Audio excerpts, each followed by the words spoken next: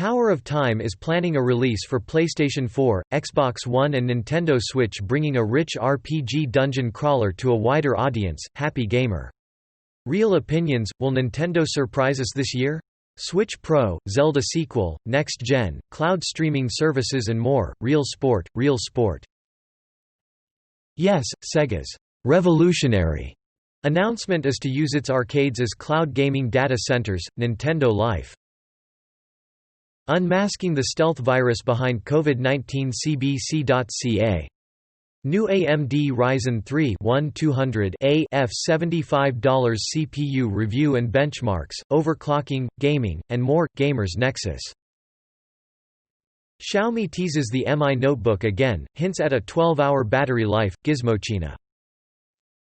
Call of Duty adds screen that says Black Lives Matter. The Verge. 12% fall expected in global smartphone shipments. NEWS9 Live.